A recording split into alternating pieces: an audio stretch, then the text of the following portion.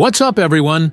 So I was watching First Take on ESPN this morning, and they had this absolutely incredible segment where Molly Qerim started things off by setting up the debate. She said Shai Gilgeous-Alexander scored a career-high 55 points in the Thunder's double overtime win over the Pacers, and he was not the only superstar who showed out last night. Steph Curry put up 42 points to help the Warriors take down the Nuggets in overtime. Both teams are now 2-0 to start the season. Molly turned to Stephen A. Smith and asked him directly, have the Warriors or the Thunder had the more impressive start to the season so far? Stephen A. said, well, let me say this to everyone watching. The reigning defending NBA champions are led by the reigning league MVP, which is Shai Gilgeous-Alexander, and Stephen A. called him Shea Butter, which had everyone laughing. He said the brother is something absolutely spectacular, and he's letting everyone know it was not a fluke last season.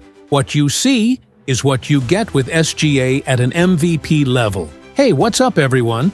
Before we dive into everything I have for you today, I need to ask you something that takes literally 1 second, but makes a massive impact. That like button right there? Hitting it right now would help me more than you could imagine. I know you're eager to get into all this content, but real quick, just smash that like button. It's such a simple thing, but it's honestly the biggest way you can support this channel and help us reach more fans who are hungry for this kind of content. Trust me, every single like pushes this video to more people, so do me that quick favor right now. But Stephen A. said he's going to tell everyone something right now. Keep your eyes on the Golden State Warriors. Steph Curry, who Stephen A. called the greatest shooter God has ever created, went out there last night and dropped 35 points in the second half alone, including 22 points in just the last 6 minutes of the game. Stephen A. emphasized, this brother is just on another level that nobody else in basketball history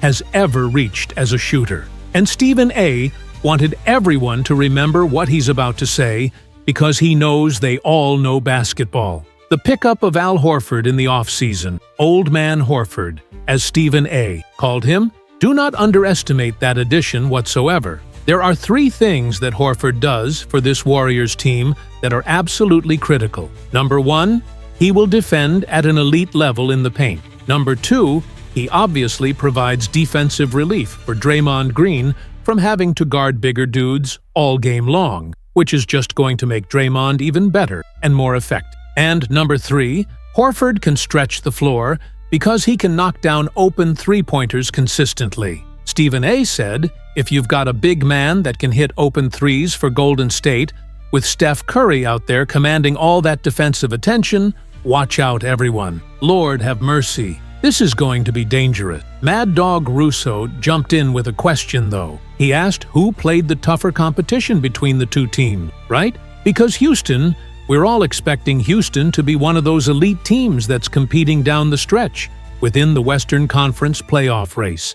Indiana is coming off of a finals appearance, and they showed even without Tyrese Halliburton in crucial moments that they're an extremely difficult team to beat. Mad Dog started to say, here's his point.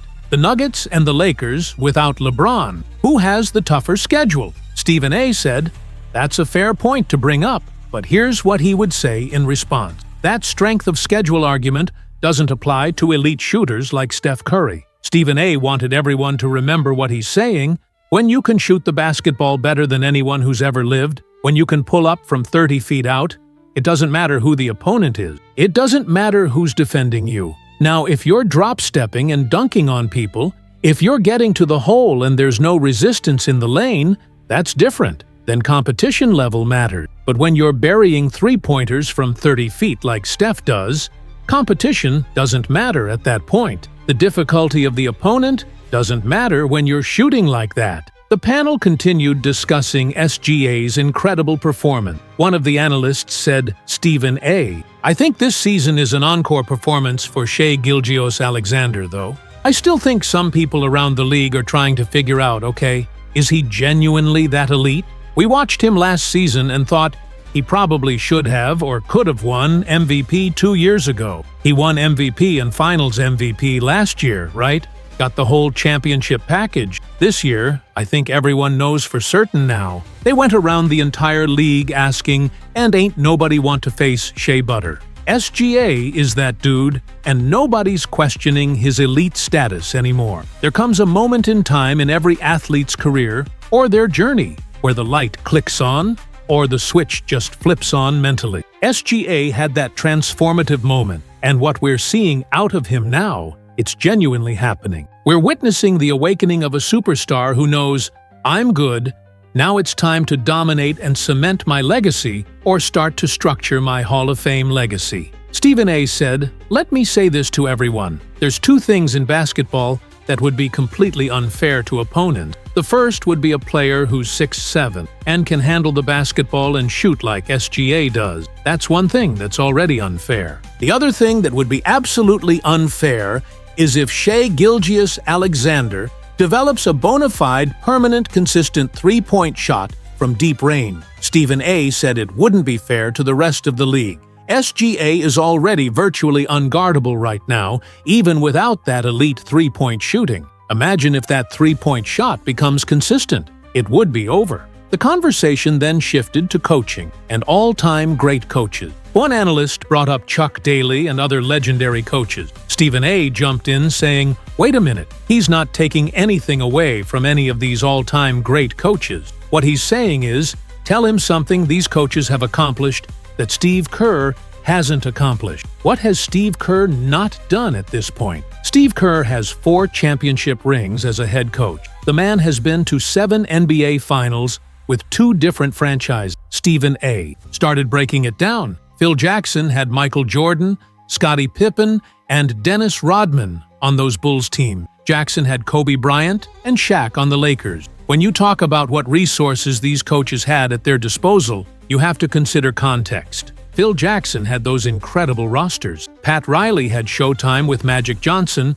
and Kareem Abdul-Jabbar. And then Riley won that one title with Dwyane Wade, Shaq, and those Miami boys. Stephen A. said Pat. Riley did a phenomenal job, no question. Championship-level coaching. They brought up Chuck Daly, who had back-to-back titles with the Bad Boy Pistons. Stephen A. acknowledged those championships, but said you have to remember, Daly had Isaiah Thomas, Joe Dumars, Dennis Rodman, Bill Laimbeer, and all those incredible players. Jordan made Chuck Daly miserable a few times along the way in those playoff battles. Someone asked, how about Dr. Jack Ramsey? Where are you going to put him in the all-time mix? Stephen A. said he's not putting Ramsey in his top 5 coaches. The other analyst said, oh yes, you absolutely are. Stephen A. said, excuse me, coaching influence is different than championship success. Those are 2 separate conversations. Don't change this into a discussion where we're trying to disrespect anybody's legacy.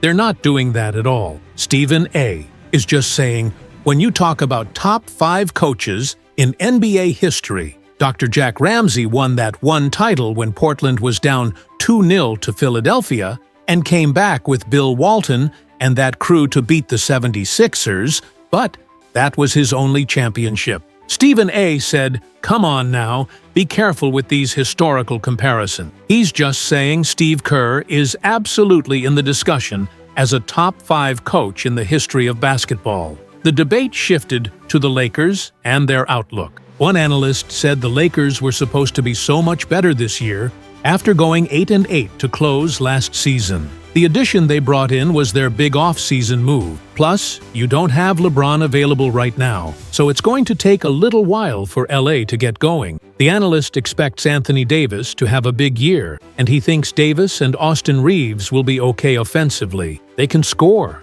But as far as the Lakers winning in this Western Conference, there's just too many legitimately good teams. Looking at the Lakers' championship odds at around 3%, that sounds about right when you consider Houston, Oklahoma City, and obviously Golden State's going to be excellent with Andrew Wiggins there for the whole year. You've got Draymond Green still anchoring that defense. That Warriors team is going to be very, very good, and they have a genuine chance to have one hell of a year. But the Lakers are realistically the 5th or 6th best team in the Western Conference at best. That's not going to do them a lot of good come postseason time, because they're not going to get home court advantage in the first round. They're going to have serious trouble getting out of the first round and making any kind of deep playoff run. Stephen A. said, "Well, we know that. We absolutely know that's going to be the case. You've got OKC and Houston once all their players are healthy. You've got Dallas with Luka and Kyrie. You've got Minnesota. You've got Denver, who reloaded in the offseason, and now they have some legitimate depth. So, there's about 5 teams you think about before you even consider the Lakers as contenders. Let's get that reality out of the way first." Having said all of that, Stephen A. wants to say this. He believes in J.J. Redick as a head coach. He thinks J.J. Redick is going to be a star coach in this league for a long time to come. Stephen A. really believes in Redick and really believes in his ability to make adjustment and make the Lakers better as the season progresses. He thinks they'll improve significantly. Stephen A. doesn't think last night's loss is a definitive indication of what this team is. Certain teams are your kryptonite in this league, and when you look at Golden State, their ability to shoot perimeter shots at elite volume, everybody can't shoot like that. Most teams are not going to cause the defensive problems for the Lakers that a Golden State Warriors team will cause with all that shooting. That's how Stephen A. is looking at the matchup. Stephen A. also wanted to say this about LeBron being out. Listen, we all know LeBron is one of the most well-conditioned athletes in the history of the NBA. He takes exceptional care of his body. Stephen A. is not saying the injury isn't serious, but he's saying he has every confidence that LeBron will be able to come back and do the kind of things we know he's capable of doing, giving you his 25 points per night. That offensive production offsets some of the defensive limitations because of what LeBron brings you offensively. DeAndre Ayton seemed genuinely clueless out there in his Lakers debut, according to Stephen A. It's going to take Ayton a while to get going because it always takes him time to adjust. And then, even when he gets going, he fades in and out. He comes back. He's like a roller coaster with his effort level. In the end, when you look at the Lakers, Stephen A. thinks the one major positive to take away is that Anthony Davis was out there showing he's ready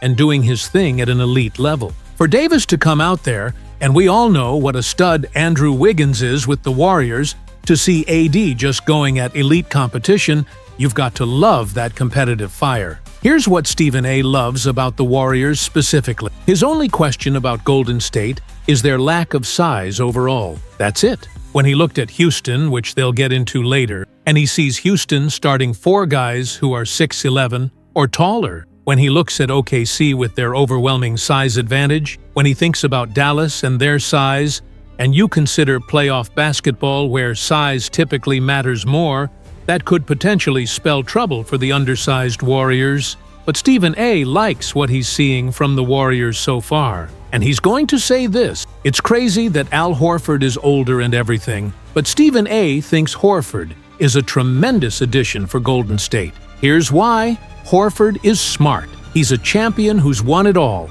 He defends at an elite level, and you cannot leave him open because he'll make spot-up open shots. That's going to help take significant pressure off of Draymond Green, who's a future Hall of Famer. Draymond is just a brilliant basketball player with a brilliant basketball mind. When you look at Golden State with Jonathan Kuminga developing and their organizational mission to make sure the stars are only playing 34 minutes or less per game, that's their quiet mission that nobody is getting more than 34 not for 4 minutes. If the Warriors pull this rotation strategy off successfully, that means other role players will have stepped up, and Steve Kerr will have more confidence in them come playoff time. And that is what Stephen A. thinks is going to bode extremely well for the Golden State Warriors' championship chances this season. So that was the full First Take debate about whether the Warriors or Thunder have been more impressive to start the season, with Stephen A. making his case that Steph Curry and Golden State are the biggest threat to Oklahoma City's championship hopes.